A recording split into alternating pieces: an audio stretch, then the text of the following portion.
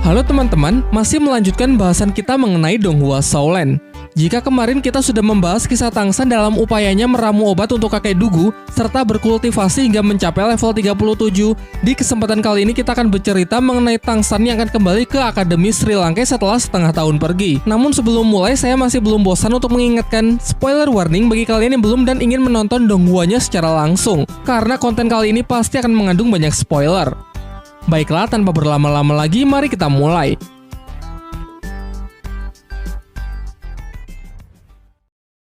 Sekembalinya dari kediaman kakek Dugu di Akademi Lanba yang kini sudah diubah namanya menjadi Akademi Sri Lanka, teman-temannya sudah menunggunya. Kemudian sebagai hadiah, Tang San memberikan masing-masing untuk mereka tanaman obat langka yang dapat meningkatkan kekuatan sesuai jenis roh pelindung mereka, termasuk kepada Master Xiao. Untuk Su Ying, Tang San memberikan sebuah tanaman bunga spesial yang bernama bunga bulu perindu. Sangat cocok untuknya karena Tang San menyadari hubungan spesialnya dengan Dai Mubai. Lalu ia mulai menceritakan sebuah legenda mengenai bunga tersebut. Dahulu kala ada seorang pemuda yang sangat menyukai berbagai macam bunga. Pemuda ini memiliki sebuah kebun bunga yang senantiasa ia jaga dan ia rawat sepenuh hati. Dari sekedar menyiraminya hingga bahkan sampai menyenandungkan nyanyian untuk bunga-bunganya tersebut setiap malam sembari menikmati indahnya rembulan. Kebersamaannya dengan bunga-bunga membuat hidupnya merasa sangat bahagia, dan sebaliknya ia akan teramat sedih ketika ada bunga yang layu. Rasa cintanya ini menggerakkan hati dari sang Dewi Bunga yang tinggal di kerajaan langit. Sampai suatu ketika secara diam-diam beliau turun ke bumi untuk menemui si pemuda pencinta bunga lalu menikahinya. Namun sayangnya hubungannya tersebut tidak mendapatkan restu dari langit yang memiliki aturan bahwa dewi dan manusia tidak diperbolehkan menikah. Jelas mengetahui hal ini membuat Kaisar Langit begitu murka sehingga menarik sang dewi kembali ke alam surgawi dan takkan pernah mengizinkannya untuk turun ke bumi lagi. Sementara si pemuda yang kini telah kehilangan kekasihnya tentu merasa sangat sedih dan depresi sehingga hari-harinya yang suram melalaikan tugasnya untuk merawat bunga-bunga di kebunnya. Semakin lama kebunnya tersebut mulai hancur dan tanaman-tanaman yang dulu berseri perlahan juga mulai mati. Hingga suatu hari seorang kakek tua menemuinya dan menjelaskan bahwa sebenarnya bunga putih di kebun si pemuda merupakan jelmaan dari sang Dewi Bunga. Sehingga jika bunga sampai mati maka jiwa dari sang dewi juga akan lenyap. Mempercayai hal itu, si pemuda pun mulai sadar kesalahannya yang menelantarkan bunga-bunga di kebunnya. Ia pun mulai bangkit dan kembali merawat bunga-bunga di kebunnya tersebut. Sampai akhir hayatnya ia meninggal tepat di samping bunga putih yang dipercaya sebagai jelmaan dari sang Dewi Bunga. Dan warna merah di kelopak bunga tersebut merupakan noda darah yang sempat si pemuda berikan tepat sebelum kematiannya. Setelah menceritakan kisah itu, Tang San menjelaskan bahwa untuk memiliki bunga ini, Su Ying diharuskan meneteskan darahnya ke kelopak bunga sambil memikirkan orang yang amat ia cintai. Namun hal ini juga belum tentu berhasil karena si bunga memiliki kekuatan untuk memilih sendiri siapa yang akan menjadi pemiliknya. Dan jika ada orang yang mencabutnya secara paksa, maka seluruh khasiat dari bunga itu akan menghilang. Tetapi sayangnya ketika Su Ying telah melakukan seperti apa yang Tang San katakan, entah kenapa bunga tersebut menolaknya. Kemudian Tang San memberikan kesempatan kepada Master Xiao untuk mencobanya karena Master Xiao juga memiliki perasaan asmara dengan Liu Erlong. Namun ternyata ia juga tidak berhasil. Sampai akhirnya Xiao yang sebenarnya tak berniat untuk mencoba secara tak sengaja jarinya tertusuk sehingga darahnya tertetes. Semuanya pun dibuat sangat terkejut lantaran bunga bulu perindu tersebut memilih Xiao sebagai pemiliknya, mengingat ia juga memiliki perasaan asmara dengan Tang San yang begitu tulus. Akan tetapi Xiao menolak untuk mengkonsumsinya dan lebih memilih untuk menyimpannya sebagai hadiah dari Tang San. Sebagai gantinya ia akan berlatih lebih keras dari teman-teman yang lain agar tidak ketinggalan oleh mereka yang mengkonsumsi tanaman-tanaman obat tersebut. Diperlihatkan mereka pun bergegas untuk melakukan kultivasi setelah masing-masing dari mereka mengkonsumsi tanaman obat dari Tang San. Oishika menjadi yang pertama selesai dan telah berhasil naik ke 5 level, disusul oleh Ning Rongrong yang telah naik 6 level. Namun pada kasus Ning Rongrong tak hanya mengalami kenaikan level. Berkat tanaman obat bunga tulip dari Tang San, roh pelindungnya mengalami mutasi yang awalnya memiliki 7 tingkat sekarang menjadi 9 tingkat. Sebuah kekuatan yang kabarnya menjadi legenda di klan Cahaya Kibau.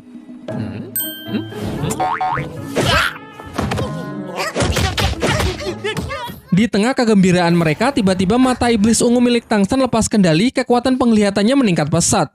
Dalam hati ia sendiri sangat terkejut, karena peningkatan dari kekuatan matanya ini dalam sekte Tang padahal dikatakan hanya sebuah legenda belaka.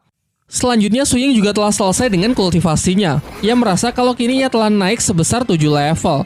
Begitu pula dengan Mang Hojun. Ia merasa bahwa api Phoenix miliknya kini jauh lebih murni. Dan yang terlihat paling heboh adalah peningkatan kekuatan dari Dai Mubai. Berkat tanaman bunga krisan dari Tangsan, ia sekarang menembus batasan dari level 40 dan benar-benar siap untuk segera mengupgrade cincin rohnya. Sementara itu, Master Xiao juga dibuat sangat terkejut dengan khasiat dari tanaman Tangsan yang ia konsumsi. Seperti yang telah dijelaskan bahwa kekuatan roh pelindung Master Xiao mengalami mutasi yang membatasinya mentok berada di level 30. Namun sekarang batasan tersebut telah berhasil ia tembus sehingga ia punya harapan untuk meningkatkan levelnya lebih tinggi. Namun ia menjelaskan bahwa di usianya yang sekarang akan menjadi berat baginya untuk mengejar ketertinggalannya. Oleh karena itu, ia tak berharap banyak dan menegaskan bahwa harapan terbesarnya kini berada pada murid-muridnya saja. Ketika hari sudah mulai gelap, para murid Sri Langke bergegas untuk kembali ke asrama. Tetapi di tengah jalan, Tangsan merasakan ada sesuatu yang mencurigakan.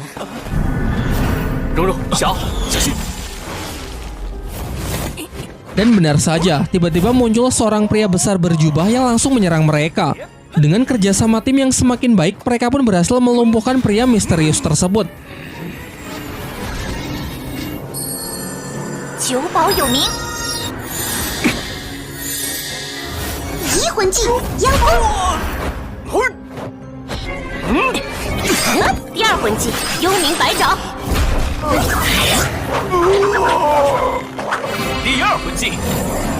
Namun ketika si pria sudah terdesak, akhirnya terungkap bahwa ia adalah Guru Zhao yang memang sengaja mengetes kemampuan para murid-muridnya. Ia mengatakan kalau dirinya sangat bangga menyaksikan kemajuan dari kemampuan dan kerjasama tim mereka. Tak lama setelah itu kemudian datang juga Flounder dan Master Xiao yang ternyata menjadikan pertarungan tadi sebagai taruhan. Keesokan paginya kakek Dugu bersama Duguyan datang ke akademi untuk menemui Tangsan. Pada awalnya dengan sikap yang arogan, Duguyan meremehkan dan merendahkan Tangsan yang menurutnya lebih lemah dari dirinya. Sampai kemudian sang kakek menjelaskan bahwa Tangsan sudah jauh berkembang semenjak pertarungan mereka dulu di arena roh. Secara kemampuan ia ragu kalau cucunya tersebut bisa mengalahkan Tangsan dengan kemampuannya yang sekarang. Selain itu ia juga mengkritik sikap Duguyan yang kekanak-kanakan padahal secara usia Tangsan lebih muda darinya namun sikapnya jauh lebih dewasa. Lalu ia juga menjelaskan mengenai tujuannya datang ke sini adalah untuk meminta bantuan kepada Tangsan agar bersedia menyembuhkan racun di dalam tubuh cucunya tersebut sama seperti apa yang telah ia lakukan terhadap dirinya. Namun kakek Dugu mengatakan bahwa ia tak akan bisa mendampingi karena ia masih memiliki sebuah misi yang harus segera ia selesaikan. Maka dari itu ia akan menitipkan Duguyan kepada Tangsan dan berjanji akan kembali sebelum dimulainya turnamen arena roh yang akan digelar setengah tahun lagi. Setelah itu Tangsan bersama teman-temannya berangkat menuju kelas akademi yang akan menjadi hari pertamanya. Absen Dai Mumbai karena Dai Mumbai tengah bersama Flounder dan Master Xiao untuk berburu siluman roh keempatnya. Sesampainya di kelas, Tangsan sebagai murid yang dianggap baru tentu menjadi pusat perhatian. Terlebih lagi ia terlihat sangat dekat dengan Xiao yang menjadi primadona di kelas tersebut. Terlihat seorang siswa bertubuh besar bernama Tai Long merasa sangat geram menyaksikan pemandangan tersebut menghampiri mereka dan menyuruh Tangsan untuk menjauh dari Xiao.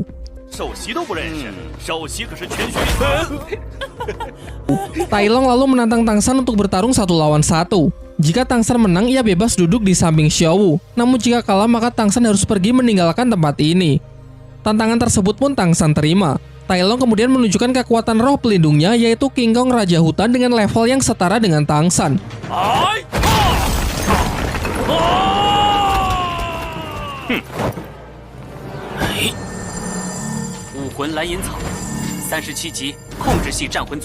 Ia lalu maju untuk memulai pertarungan. Beberapa kali serangan jarak dekat ia lancarkan namun dapat Tangsan hindari dengan sangat mudah bahkan tanpa melibatkan kekuatan roh pelindungnya.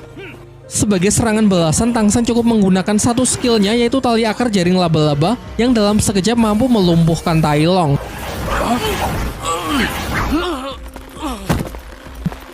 Tepat setelah itu, seorang guru datang dan langsung menyalahkan Tangsan karena menindas teman sekelasnya di hari pertama. Tetapi dengan jantan, Tai Long mengakui kesalahannya dan mengatakan kalau ialah yang telah memulai terlebih dahulu. Setelah kelas berakhir, ternyata Tai Long masih belum terima dengan hasil pertandingan tadi pagi. Lantas ia pun kembali menantang Tangsan untuk berduel, namun kali ini hanya pertarungan fisik tanpa boleh menggunakan kekuatan roh pelindung. Tangsan pun sepakat dan mengikuti Tai Long yang menentukan lokasi pertarungan mereka agar tidak ada orang yang ikut campur. Tentu kali ini ia merasa jauh lebih percaya diri karena dilihat dari tampilan fisiknya yang berotot, jelas bisa dengan mudah mengalahkan Tangsan yang kurus kecil. Namun lagi-lagi dugaannya tersebut salah besar. Dengan piawai, Tangsan dapat mengatasi serangan dari Tai Long yang nampak hanya mengandalkan otot besarnya saja. Berulang kali ia mencoba, berulang kali pula ia mendapatkan pukulan dari Tang San. Sampai-sampai tubuhnya tak lagi sanggup berdiri sehingga mau tidak mau ia harus kembali mengakui kekalahannya. Kemudian saat Tang San dan Xiao jalan-jalan di kota untuk mencari makan siang, mereka malah menemukan dua prajurit yang terbunuh di jalanan yang sepi. Dari simbol yang tertinggal mengingatkan Tang San dengan simbol sebuah tempat pelelangan di kota yang sebelumnya pernah ia lihat.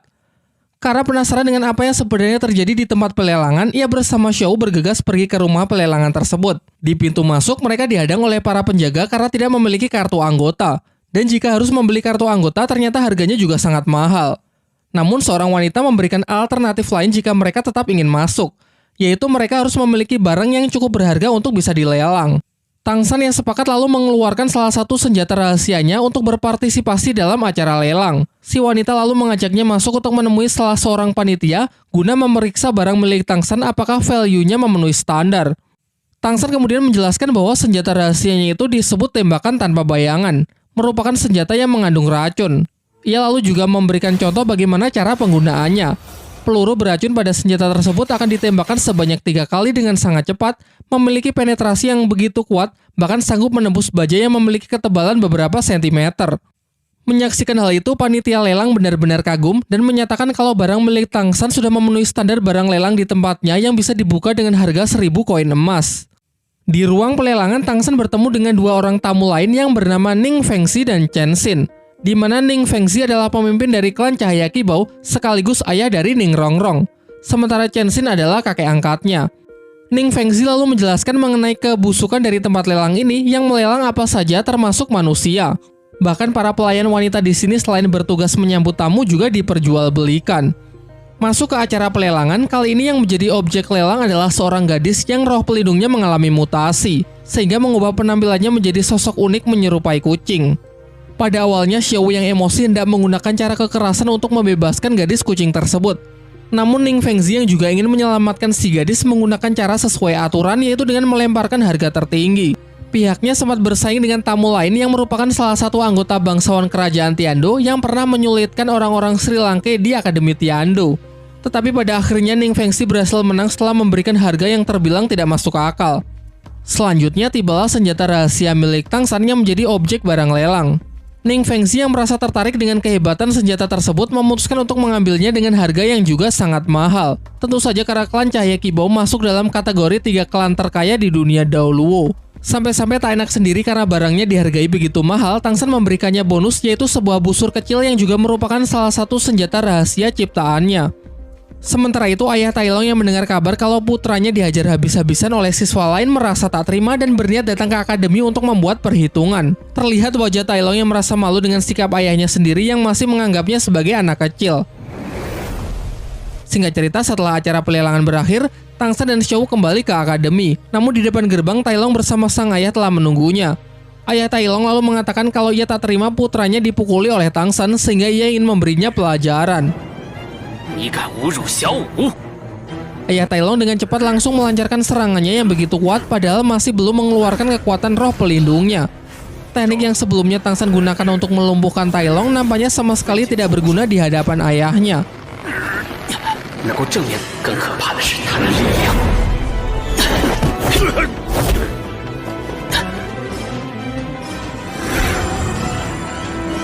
Terlihat ayah Tai Long yang merasa geram akhirnya juga menggunakan kekuatan roh pelindungnya yaitu King Kong Raja Hutan dengan 5 cincin roh dan level lebih dari 50. Secara membabi buta ia terus melancarkan serangannya hingga menghancurkan tempat tersebut.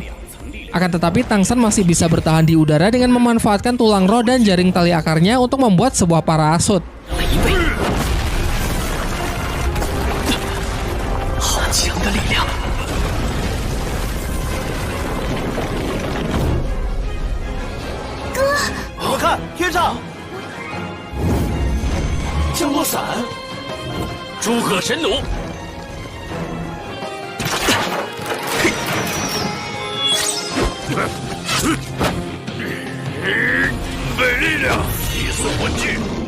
Sampai ketika ayah Tai Long berniat mengeluarkan skill ultimate-nya, Tang San dalam sekejap mendekatinya dari belakang lalu menyerangnya dengan racun tulang rohnya. Kini ayah Tai Long yang sudah meremehkan Tang San di awal harus tunduk karena efek racun tersebut dengan segera menyebar dan melumpuhkan sistem syarafnya. Sementara Tai Long yang menyaksikan kekalahan ayahnya sangat emosi dan memaksa masuk ke dalam pertarungan untuk menyerang Tang San.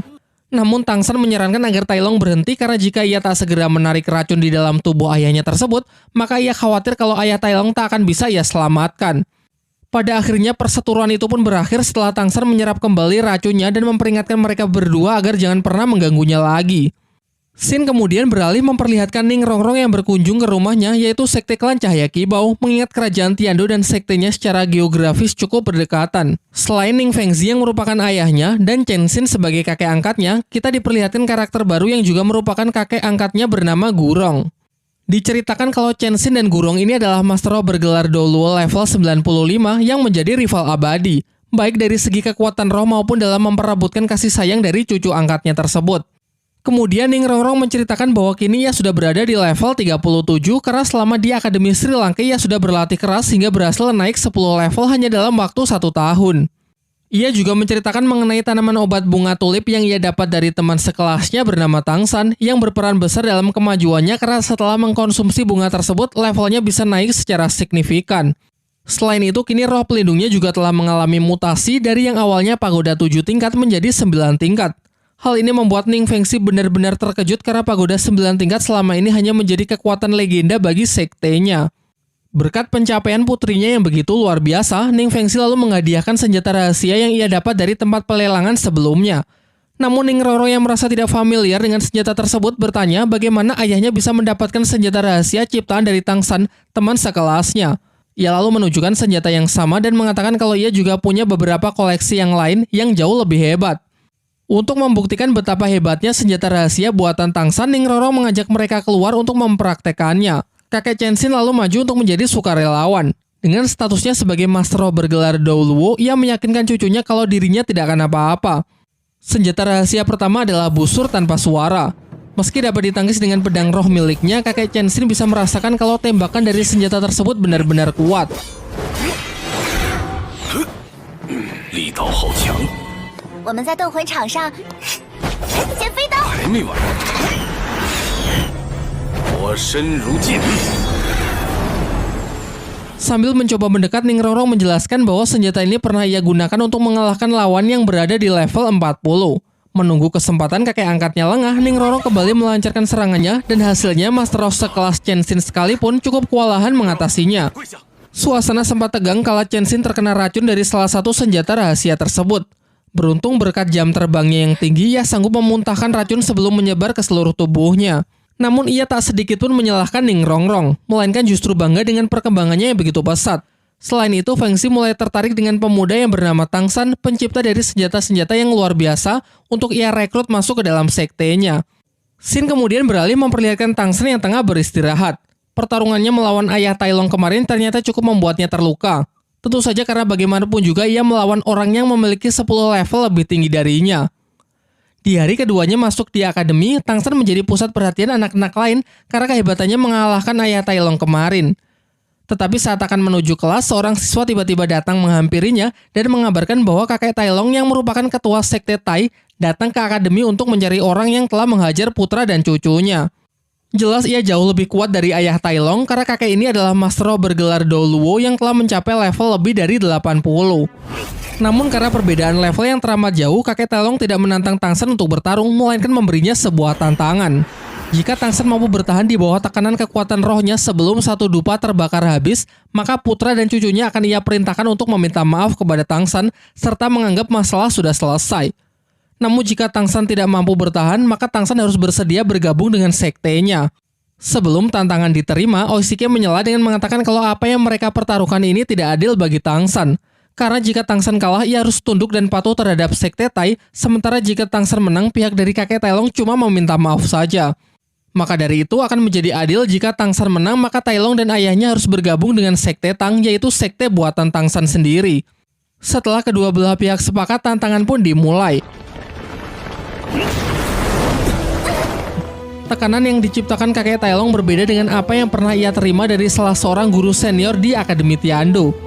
Tang San mengibaratkan kalau tekanan yang dulu pernah ia terima seperti aliran sungai yang perlahan semakin kuat, sementara tekanan dari kakek Tai Long lebih seperti ombak yang menghantam dengan keras. 小三的对手怎么会是他？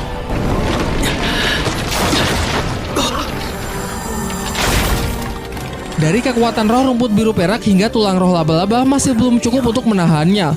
Xiao yang cemas membawa Guruzo untuk menghentikan mereka. Namun Guruzo juga tidak bisa berbuat apa-apa karena lawan Tang San memiliki kekuatan yang jauh lebih kuat dari dirinya. Di bawah tekanan yang semakin menggila, Tang San yang tidak punya pilihan lain mencoba menahannya dengan kekuatan roh pelindung palu Hou Tian di tangan kirinya yang selama ini ia selalu sembunyikan.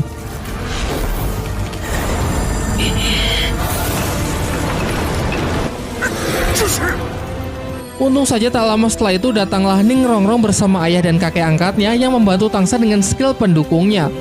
Sementara si kakek Tailong benar-benar dibuat terkejut dengan roh kedua milik Tang San yang baginya tidak familiar. Setelah memastikan bahwa Tang San memang merupakan putra dari Tang Hao, ia pun memanggilnya Tuan Muda dan bergegas memberinya hormat.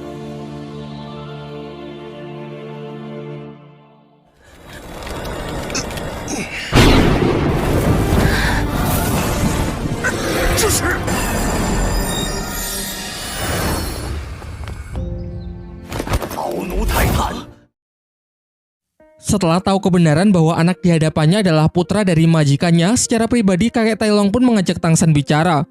Tang San lalu memberikan surat yang ditinggalkan ayahnya sebelum pergi pada 8 tahun yang lalu dan menceritakan kalau sejak kecil ia sudah tinggal dengan ayahnya di sebuah desa kecil.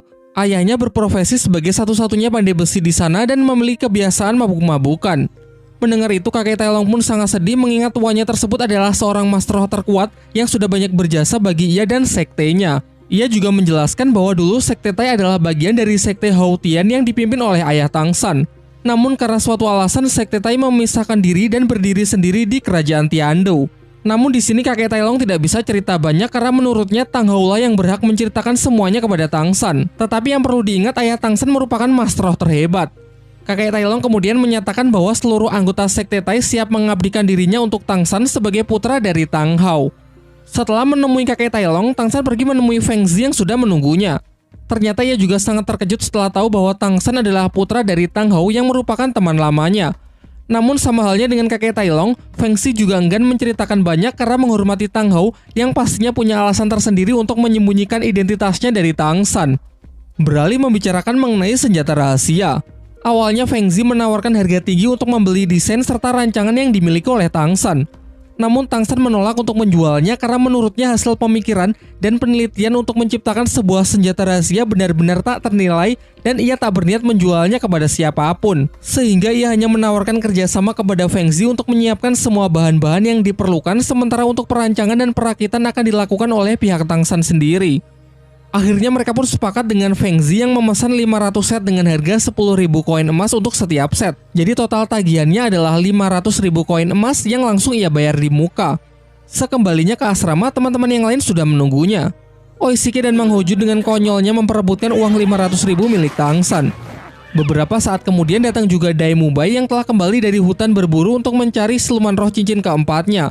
Ia pun sangat berterima kasih kepada Tang San karena berkat tanaman obat bunga krisan, proses kultivasinya berjalan sangat lancar hingga ia kini telah mencapai level 43. Tak lama setelah itu, Master Xiao memanggil Tang San untuk datang ke ruangannya. Master Xiao menjelaskan bahwa sebenarnya ia sudah tahu sejak awal mengenai identitas dari ayah Tang San. Ia lalu juga menceritakan mengenai kedatangan Tang Hao di hari pertama Tang San masuk ke Akademi Sri Lanka. Kala itu, Guru Zhao menyulitkan seluruh murid Akademi Sri Lanka dalam ujian masuk. Di malam harinya, Tang Hao yang merasa kurang senang mendatangi Guru Zhao dan menghajarnya hanya dengan tangan kosong. Lalu Tang San mengajukan dua pertanyaan yang hingga kini masih mengganggu pikirannya, yaitu mengenai siapakah identitas ibunya dan mengapa dulu Master Xiao melarangnya untuk menambahkan cincin roh ke roh pelindung palu Hou Tian-nya. Pertanyaan pertama Master Xiao tidak bisa menjawabnya karena ia juga tidak tahu. Sangat sedikit informasi mengenai istri Tang Hao tersebut. Namun mengingat Tang San mewarisi roh pelindung rumput biru peraknya, kemungkinan besar ibunya hanyalah orang biasa. Sementara untuk alasan mengapa ia melarang Tang San menambahkan cincin roh ke dalam roh pelindung palu Hou Tian, hal ini berkaitan dengan keselamatan Tang San itu sendiri. Ia menjelaskan bahwa dalam sejarah dunia Daoluo tercatat sejauh ini hanya ada 3 pemilik roh pelindung ganda termasuk Tang San. Sayangnya orang pertama mati setelah mencoba menambahkan cincin roh ke dalam kedua roh pelindungnya. Menurut teori Master Xiao, hal ini bisa terjadi karena adanya benturan dari kekuatan siluman roh sehingga tubuh yang menjadi wadah menjadi hancur. Namun dengan alasan yang tidak pasti, orang kedua berhasil melakukannya tanpa melukai tubuhnya sendiri. Ia menduga hal ini mungkin berkaitan dengan ketahanan tubuh. Maka dari itu ia ingin Tangsan melatih tubuhnya terlebih dahulu sampai cukup kuat untuk menahan benturan kekuatan siluman roh yang terjadi. Sementara untuk alasan lain, sebenarnya ia dan Tang Hao memiliki rencana untuk mengisi palu Houtian milik Tangsan dengan seluruh cincin roh dari siluman roh berusia puluhan ribu tahun.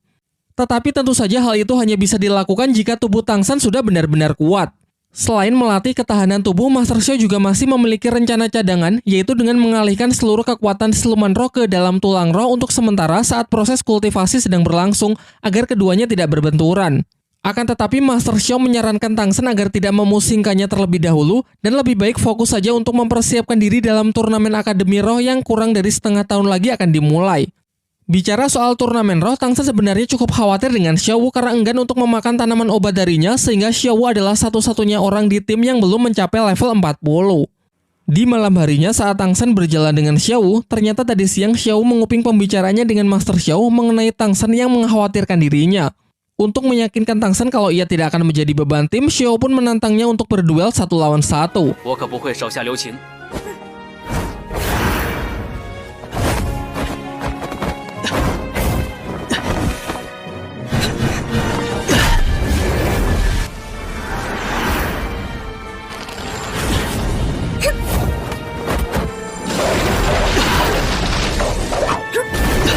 竟能在局限情况下连续发动任务。 Setelah pertarungan itu, Tangsan menjadi lebih tenang karena perkembangan Xiao Wu meski tanpa tanaman obatnya cukup mengesankan. Xiao Wu kemudian meminta kepada Tangsan untuk membantu menyisirkan rambutnya yang berantakan pasca pertarungan tersebut, menggunakan sisir yang ia katakan adalah satu-satunya peninggalan dari ibunya yang meninggal saat ia masih kecil. Xiao Wu teringat ucapan ibunya di kala ia masih kecil yang berharap agar kelak Xiao Wu bisa bertemu dengan seorang pria yang benar-benar menyayanginya. Singkat cerita, tiba hari di mana para murid Akademi Sri Lanka telah siap untuk mengupgrade kekuatannya. Semuanya pun berangkat menuju hutan berburu untuk mencarikan siluman roh untuk semua murid kecuali Dai Mubai karena sudah lebih dulu naik level 40 dan Xiao Wu yang tidak ingin memakan bunga dari Tangsan. Perburuan berlangsung hingga larut malam, namun belum ada satupun dari mereka yang sudah menemukan siluman roh yang cocok. Oleh karena itu, mereka memutuskan untuk bermalam di tengah hutan dengan berjaga secara bergantian. Dai Mubai yang mendapatkan tugas berjaga meminta Master Xiao agar beristirahat karena melihat gurunya tersebut yang nampak sangat lelah. Sebenarnya alasan Master Xiao tetap terjaga karena ia masih belum punya keberanian untuk mendekati guru Liu Erlong yang mana sedang tidur di tenda yang sama. Ketika Master Xiao mulai berbaring, guru Liu Erlong yang tidur di sampingnya tiba-tiba memeluknya dari belakang, lalu sambil menangis Liu Erlong meminta agar Master Xiao jangan meninggalkannya lagi. Tak lama setelah Master Xiao masuk, di luar secara tiba-tiba mereka diserang oleh seekor siluman roh berjenis kalajengking yang memiliki serangan berelemen api. Liu Erlong yang sedang sangat emosi pun bergegas keluar untuk menghajar habis-habisan siluman roh tersebut sendirian.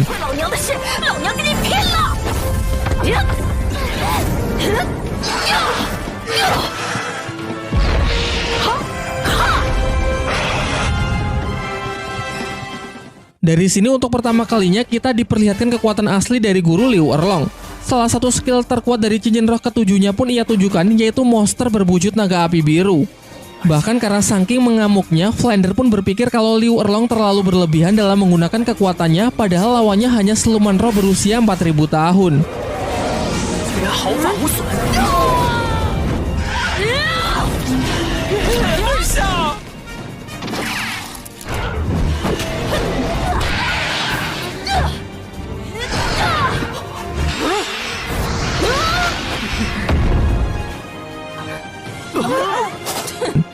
Setelah siluman itu dihajar habis-habisan hingga tak berdaya, lalu ia menyuruh Mang Hojun melakukan last hit untuk segera menyerap cincin rohnya karena basic kekuatan Mang Hojun adalah elemen api, jadi pasti akan sangat cocok dengan siluman yang satu ini.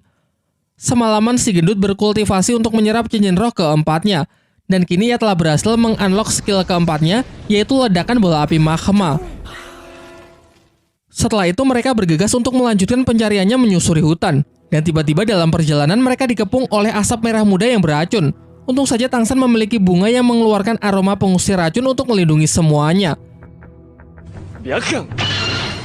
Dengan mata iblis ungunya ia dapat melihat bahwa ternyata mereka telah dikepung oleh ribuan kalajengking merah muda, jenis siluman roh dengan racun mematikan, dan selalu melakukan penyerangan secara berkelompok bersama sang ratu kalajengking yang bertindak sebagai pemimpin. Mereka menduga kalau ratu kalajengking ini mungkin adalah pasangan dari kalajengking api yang mereka kalahkan semalam.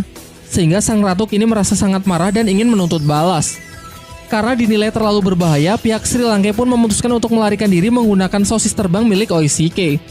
Namun belum juga jauh terbang, Guru Liu Erlong yang masih sangat emosi dengan kejadian semalam melampiaskannya dengan menghajar seluruh pasukan kalajengking tersebut.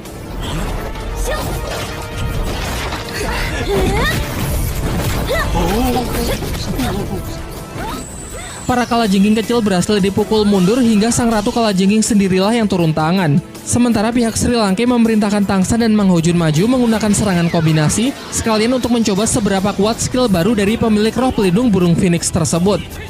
Langkah pertama, Tangsan melempar skill jaring laba-labanya untuk mengunci pergerakan musuh. Sementara Mang Ho Jun berusaha mendekat sembari mengumpulkan energi roh untuk melepaskan skill terbarunya, yaitu ledakan bola api magma.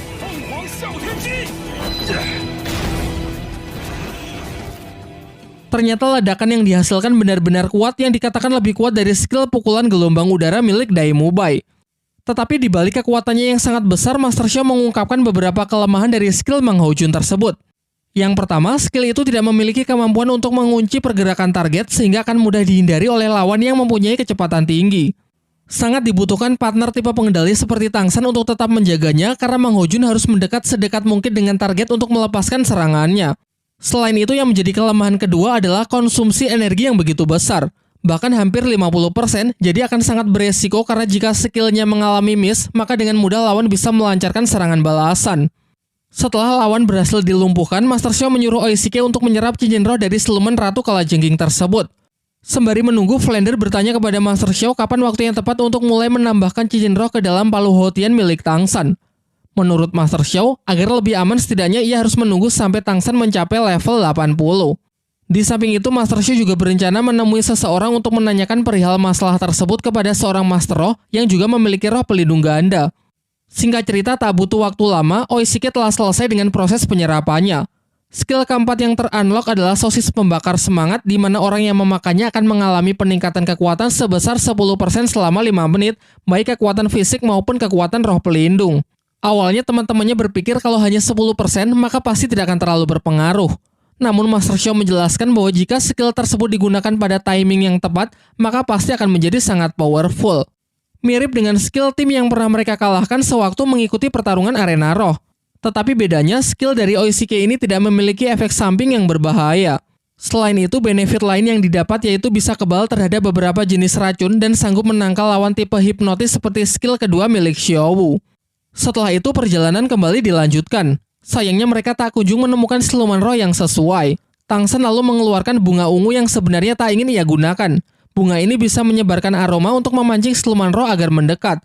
Namun bahayanya, kemungkinan tak cuma satu siluman roh yang akan datang, melainkan bisa saja sekelompok siluman yang sangat kuat. Untuk mengantisipasi kemungkinan terburuk, Master Xiao berencana untuk menciptakan sebuah perangkap, yaitu dengan meletakkan bunga tersebut di ruang terbuka sebagai umpan dan akan memanfaatkan area beracun untuk menjadi tempat berlindung jika siluman roh yang datang sangat kuat dan sampai tak bisa diatasi.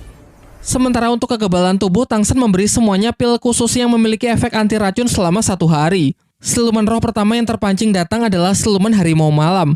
Mereka pun bekerja sama untuk memburunya karena pasti siluman jenis ini akan sangat cocok untuk Su Ying.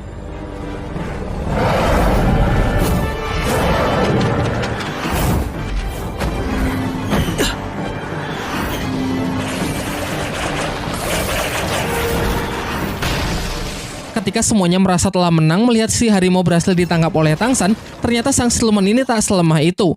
Makhluk tersebut kembali menyerang dengan kemampuan unik, yaitu bisa membuat bayangan pengecoh.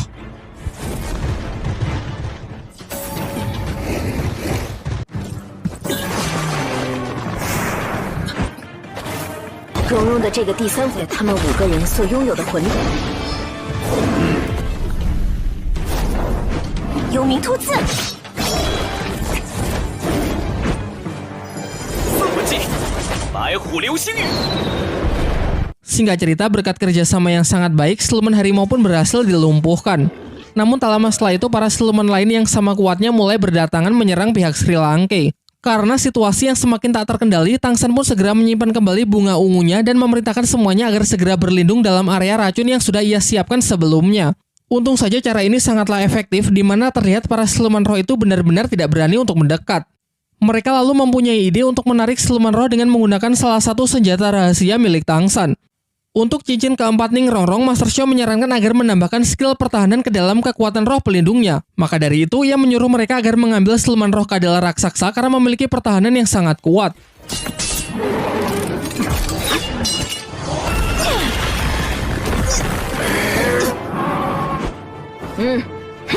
知道了，知道了。 Upayanya berjalan lancar, siluman kadal itu berhasil mereka lumpuhkan. Sekarang tiba giliran Tang San untuk memilih siluman roh yang sesuai. Tang San sendiri memiliki keinginan untuk mengambil cincin roh siluman laba-laba penggali. Namun keinginannya tersebut mendapatkan tantangan keras dari Master Xiao karena resikonya terlalu tinggi. Sudah jelas Tang San tahu kalau siluman laba-laba penggali itu berusia lebih dari 10.000 tahun, yang mana kekuatannya terlalu besar untuk bisa diserap oleh kapasitas tubuh Tang San saat ini. Ia menyarankan agar Tang San mengambil siluman laba-laba berwajah manusia saja yang berusia 6.000 tahun karena menurut Master Xiao itu sudah lebih dari cukup. Tetapi Tang San yang sangat ambisius tetap ingin mengambil siluman pilihannya sendiri. Ia meyakinkan para gurunya bahwa ia harus mendobrak batasannya mengingat lawan yang nantinya mereka hadapi dalam turnamen Akademi Roh pasti akan sangat kuat. Dan jika ia tak mempersiapkan diri dari sekarang, maka ia tak yakin akan bisa bertahan. Semuanya pun sudah tidak bisa berkata apa-apa lagi dan hanya bisa percaya dengan keyakinan yang dimiliki oleh Tang San. Kemudian Guru Zhao dan Flander secara bersamaan mengarahkan senjata ke siluman tersebut. Namun ternyata siluman itu cukup pintar yang mana ia sengaja menangkisnya dengan jaring untuk menangkap pihak Tang San. Ketika siluman laba-laba penggali itu berusaha melarikan diri, kepala Akademi Flander segera mengejar dengan memanfaatkan lemparan dari Guru Zhao dan skill ketujuh dari roh pelindung burung hantu miliknya. Sempat terjadi aksi kejar-kejaran di antara mereka, sampai akhirnya dengan bantuan dari kepala Akademi Flander, Tang San berhasil melumpuhkan siluman tersebut lalu segera kembali ke tempat teman-temannya.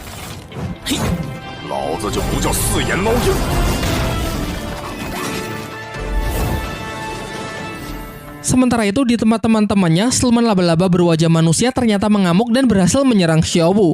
Sayangnya Tang San yang baru saja kembali tidak sempat untuk menolongnya.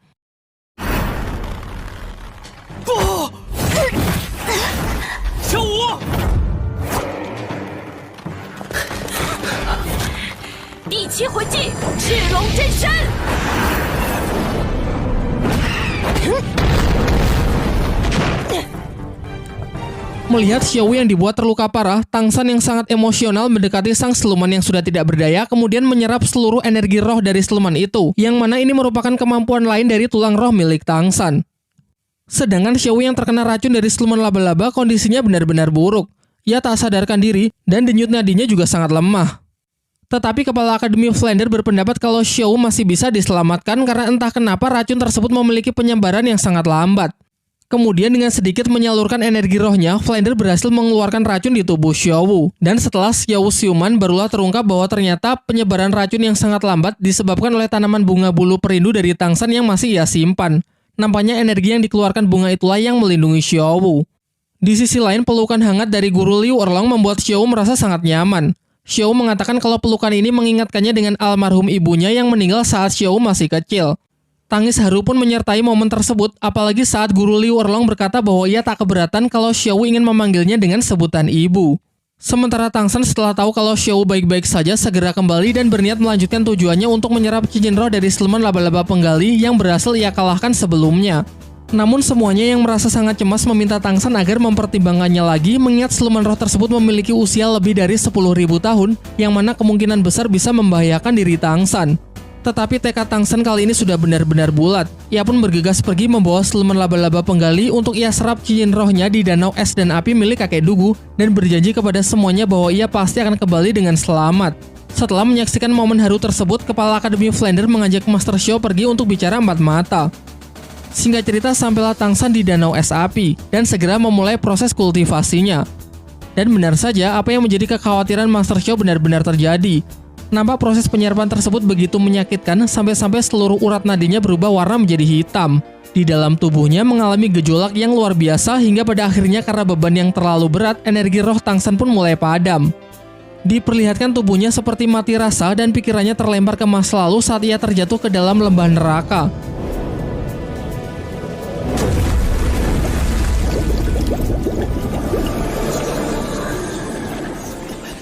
Namun dikala jiwanya ditarik oleh kegelapan dan kesadarannya mulai hilang, ia teringat dengan teman-temannya di Akademi Sri Lanka, khususnya Xiaowu, yang mana ia masih memiliki janji untuk selalu menjaganya. Seketika dirinya pun mulai bangkit dan mulai berhasil menyelesaikan proses kultivasinya dan berhasil mendapatkan cincin roh keempatnya. Sementara itu, Flander yang mengajak bicara empat mata Master Xiao mengatakan kalau Master Xiao ini benar-benar keterlaluan menggantungkan perasaan dari Liu Erlong yang padahal sudah menunggunya selama lebih dari 20 tahun. Namun Master Xiao menjelaskan kalau dirinya juga tidak bisa berbuat apa-apa. Sebenarnya jauh di lubuk hati ia juga masih sangat mencintai Liu Erlong. Tetapi di sisi lain ia takut kalau hubungannya tersebut akan banyak mendapatkan hujatan dari netizen. Kemudian Flander kembali menasihatinya dengan mengatakan kalau omongan netizen tidak perlu dipikirkan. Terobos aja lah anjing, jika bukan karena lo sahabat gue, pasti cewek itu sudah gue sikat. Singkat cerita, setelah mendengar wejangan dari kepala Akademi Flander, Master Xiao pun mulai sadar dan segera berlari kembali ke tempat Liu Erlong lalu memeluknya dengan erat. Ia lalu meminta maaf karena sudah membuatnya lama menunggu dan berjanji bahwa ia tak akan pernah meninggalkannya lagi. Xiaowu yang menyaksikan keuuan itu menjadi iri yang mengingatkannya dengan Tang San. Karena merasa semakin cemas, ia kemudian bergegas pergi untuk melihat kondisinya. Dan tentu ia berhasil bertemu dengan Tang San yang mana sudah selesai dengan proses kultivasinya.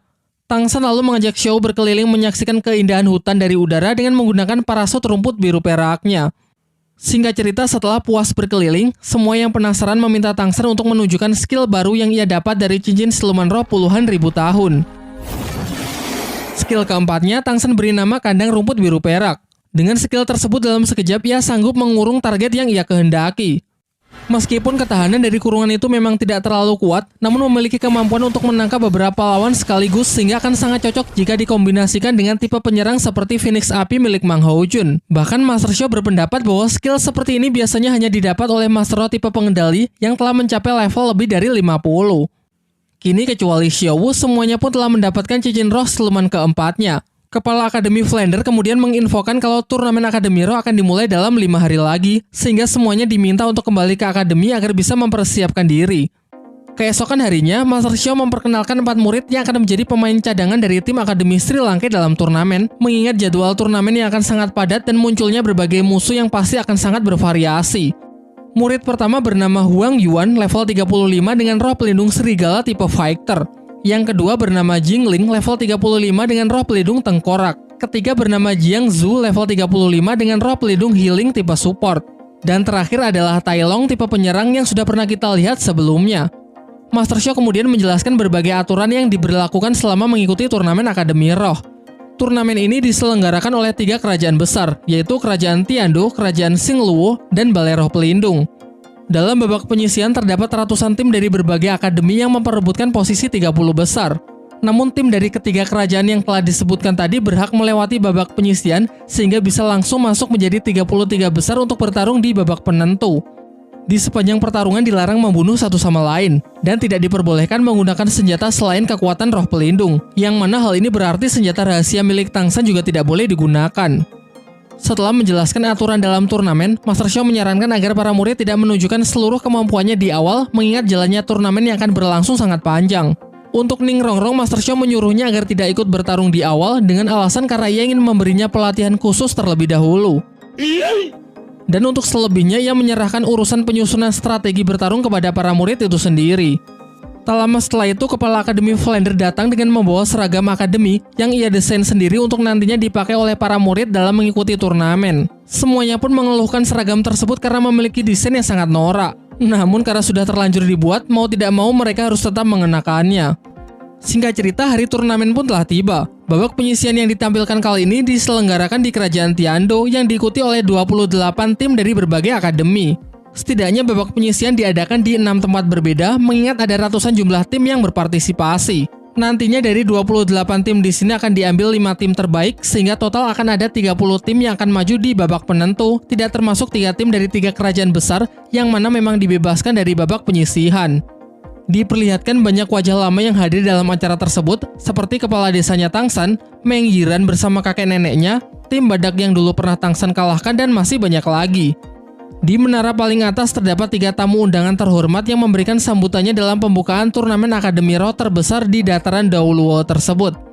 Yang pertama ada Ning Fengzi, pemimpin dari sekte klan Cahaya Kibau yang sekaligus ayah dari Ning Rongrong. Kemudian ada Master Roh perwakilan dari kerajaan Balai Roh Pelindung yang bernama Salas. Dan tentu saja yang berada di tengah adalah sang kaisar dari kerajaan Tiandou. Terlihat banyak tim dari berbagai akademi elit yang memasuki acara. Setelah kaisar kerajaan Tiandou membuka turnamen melalui sambutannya, semua tim pun diarahkan menuju gedung yang akan menjadi arena pertarungan mereka. Jenis pertarungan kali ini adalah pertarungan 7 lawan 7. Tamu undangan perwakilan dari Balai Roh Pelindung yang bernama Salas maju untuk mengundi tim mana yang akan bertarung terlebih dahulu. Setelah pengundian dilakukan, beberapa pasang tim disebut untuk saling berhadapan di putaran pertama, termasuk tim Akademi Sri Lanka yang harus menghadapi tim kedua dari Akademi Tiandou. Namun yang perlu diingat, mereka ini bukan tim yang dulu pernah dilawan oleh Tangsan ya. Kalau kalian masih ingat, kerajaan Tiandou itu memiliki 2 kuota untuk mengikuti turnamen. Tim utama yang diketuai oleh Yu Tianfeng mendapatkan prioritas, yaitu bebas dari babak penyisihan. Sementara tim keduanya ini harus mengikuti babak penyisihan seperti kebanyakan akademi lain. Sebelum memasuki arena, Kepala Akademi Flander memberi challenge kepada murid-muridnya untuk menyelesaikan pertarungan dalam waktu 1 menit. Penyusunan strategi dipercayakan kepada Tangsan. Dalam pertarungan kali ini, ia memutuskan untuk memakai dirinya, Xiao Wu, Dai Mumbai, serta keempat murid cadangan yang direkomendasikan oleh Master Xiao. Kedua tim pun maju memasuki arena. Seluruh dukungan dari para penonton diberikan kepada tim kedua Akademi Tiandou, sementara pihak Tangsan hanya mendapatkan dukungan dari teman-teman dan para gurunya saja. Setelah mendapatkan aba-aba dari wasit, semuanya pun menunjukkan cincin rohnya. Dan tentu saja cincin roh keempat Tangsanlah yang paling mengejutkan karena berasal dari siluman berusia puluhan ribu tahun. Di kursi para tamu undangan, Ning Fengzi mengatakan kepada Kaisar bahwa tim Tangsanlah yang menurutnya berpotensi besar menjadi pemenang, yang mana putrinya juga tergabung di dalamnya. Ia juga menceritakan bahwa tim tersebut dulu pernah menawarkan diri untuk bergabung dengan Akademi Tiandou, namun tawarannya ditolak oleh salah seorang anggota bangsawan. Kembali ke dalam arena, serentak seluruh anggota tim Akademi Tiandou maju untuk melancarkan serangan. Sementara di pihak Sri Lanka hanya mengirim 3 penyerang untuk mengatasinya, yaitu Dai Mumbai, Wang Yuan, dan Tai Long. Pertempuran yang sangat sengit disajikan meskipun jelas pihak Dai Mumbai kalah jumlah. Sampai akhirnya Dai Mumbai kewalahan juga sehingga tertangkap oleh salah satu skill lawan. Ketika tim Tiandou merasa bahwa mereka telah menang, dugaannya 100% salah. Justru merekalah yang masuk ke dalam perangkap yang memang sudah Tangsan rencanakan dari awal. Terlihat tak ada satupun anggota tim Tiandou yang lolos dari skill keempat milik Tangsan. Ditambah lagi Dai Mumbai di atas juga sudah siap untuk menyerang. Ternyata ketidakmampuannya meloloskan diri hanyalah sandiwara untuk menurunkan kewaspadaan lawannya.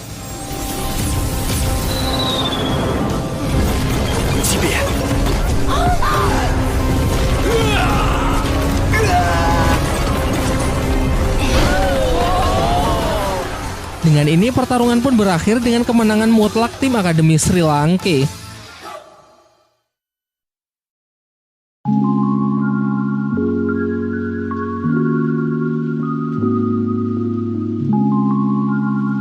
Nah, itulah tadi plot cerita Donghua Shaolin di beberapa episodenya. Sekarang saatnya kita membahas detail menarik, memberikan opini serta penilaian pribadi. Kita mulai saat Tangsan memberikan bunga bulu perindu kepada Su Ying. Karena di antara semua bunga sakti yang ia miliki, hanya bunga tersebutlah yang butuh perlakuan khusus yang mana hanya bisa dimiliki oleh orang yang sedang jatuh cinta, dan Tangsan melihat itu di dalam hubungan antara Su Ying dan Dai Mumbai. Sebelum bunga diberikan, Tangsan menceritakan kisah dari seorang manusia yang jatuh cinta dengan Dewi Kayangan. Ini memanglah sebuah kisah yang mainstream mengenai cinta terlarang antara makhluk yang memiliki dunia berbeda. Namun sebenarnya kisah tersebut jauh lebih relate dengan cerita Xiao Wu, di mana seperti yang kita tahu bahwa Xiao Wu adalah siluman roh yang telah berevolusi menjadi manusia. Dan hal ini terbukti saat bunga itu justru memilih Xiao Wu sebagai pemiliknya. Ketika Tangsan selesai berkultivasi, mata iblisnya tiba-tiba aktif dengan sendirinya. Adegan ini sedikit mengingatkan saya dengan jurus Taioken di anime Dragon Ball, yang mana memiliki output yang sama, yaitu menyilaukan penglihatan orang-orang di sekitarnya. Adapun peningkatan dari kekuatannya adalah kemampuan mata tembus pandang yang memiliki jangkauan jauh lebih luas. Sebelumnya pernah ditunjukkan kalau Tangsan juga bisa menggunakan kemampuan matanya untuk melihat seberapa besar energi roh yang dimiliki oleh seseorang. Dan kali ini ia bisa dengan jelas melihat energi roh Xiao Wu yang ternyata jauh lebih pekat dari teman-temannya yang lain, sehingga di titik inilah Tangsan tahu kalau Xiao Wu itu memanglah berbeda.